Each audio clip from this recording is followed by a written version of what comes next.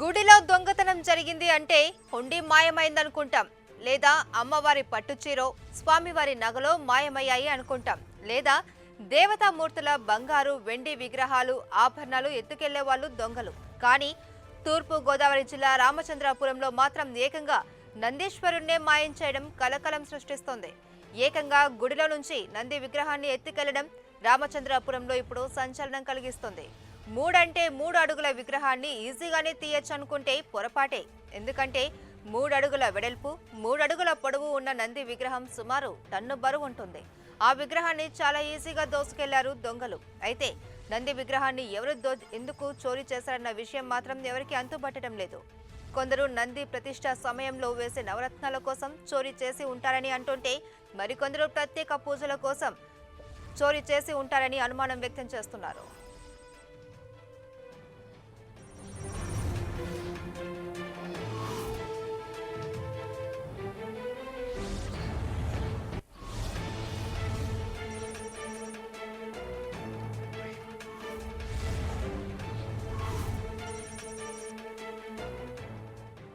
ఇక దీనిపై మరింత సమాచారాన్ని మా ప్రతినిధి శంకర్ అందిస్తారు.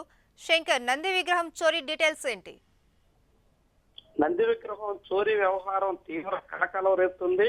ఇప్పటికే వారం రోజులు గడిచింది. ఏం జరిగిందన్న దాని మీద ఎటువంటి ఆచూకీ లభించకపోవడంతో స్థానికంగా తీవ్రమైనటువంటి అలజడైతే కనిపిస్తుంది.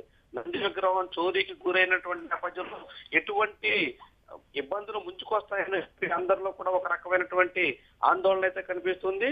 ఇదొక తీవ్రమైనటువంటి నష్టానికి దారితీసేటువంటి అవకాశం ఉందని చాలా మంది అనుమానిస్తున్నారు. అయితే పోలీసులు మాత్రం దర్యాప్తు కొనసాగుతుంది. ఆనవాళ్లు సేకరించడం, త్వరలోనే నిందితులను పట్టుకుంటామని ధీమా అయితే వ్యక్తం చేస్తున్నారు.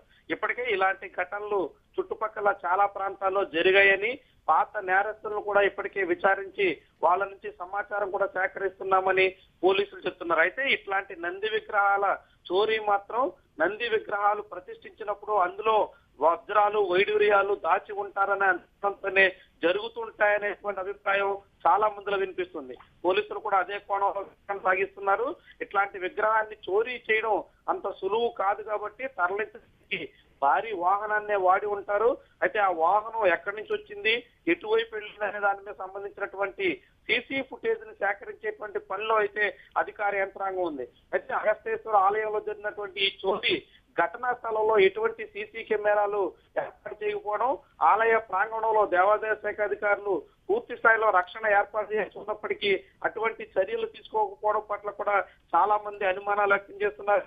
ఆ తర్వాత బయటకు వచ్చిన తర్వాత రోడ్డు మీద ఏర్పాటు చేసినటువంటి సీసీ కెమెరాల ఫుటేజ్ మాత్రం దొరికింది. ఒక వాహనం అర్ధరాత్రి సమయంలో 11 గంటల నుంచి 2 గంటల మధ్యలో ఒక వాహనం భారీ స్థాయిలో బరువుతో వెళ్తున్నట్టుగా ఒక వాహనాన్ని అయితే నిర్ధారించారు.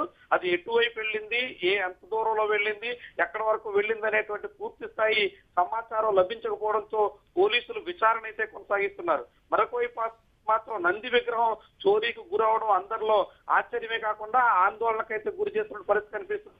రామచంద్రాపురంలో జరిగినటువంటి ఈ ఘటనతో ఎటువంటి ఇబ్బందులు ముంచుకొస్తాయని చెప్పి దీనికోసం ప్రత్యేక పూజా కార్యక్రమాలు కూడా చేయాలని భావిస్తున్నారు. ఇక్కడ ఉన్నటువంటి పండితులు అందరూ కూడా ఇదే రీతిలో దీనికి సంబంధించినటువంటి ఏర్పాట్లు కూడా చేయాలనుకుంటున్నారు. దీనికి ప్రత్యామ్నాయంగా మరొక విగ్రహాన్ని అత్యవసరంగా ఏర్పాటు చేయాలనుకున్న సూచనలు కూడా కొంతమంది చేస్తున్నారు. దాంతో తొలగించబడినటువంటి అపహరణకు గురైనటువంటి నంది విగ్రహం స్థానంలో ప్రత్యామ్నాయంగా నూతన విగ్రహాన్ని అత్యవసరంగా ఏర్పాటు చేయాల్సినటువంటి అవసరం ఉందని అధికార యంత్రాంగం కూడా భావిస్తుంది. దాంతో దీనికి ప్రత్యామ్నాయ విగ్రహం ఏర్పాటు చేయడానికి ఆలయ పాలక వర్గం కూడా సన్నాహాలు చేస్తున్నట్టు కనిపిస్తుంది. ఏమైనా ఈ విగ్రహాలు ఇటీవల కాలంలో సామర్లకోట, ఏలేశ్వరం, ఏలూరు లాంటి ప్రాంతాల్లో విగ్రహాలు ఈ నంది విగ్రహాల అపహరణకు గురైనట్టు చెప్తున్నారు. దీంతో ఇప్పుడు రామచంద్రపురంలో ఏడాది కాలం తర్వాత ఇట్లాంటి నంది విగ్రహం అపహరణకు గురవడం మాత్రం తీవ్రమైనటువంటి కలకలం రేపుతుంది. దీనికి తగ్గట్టుగానే పోలీసు యంత్రాంగం విచారణ సాగిస్తున్నప్పటికీ పూర్తి స్థాయిలో వ్యవహారం కొలిక్కి రాకపోవడంతో అందరిలో ఆందోళన అలజడైతే కొనసాగుతోంది. Right, thank you Shankar.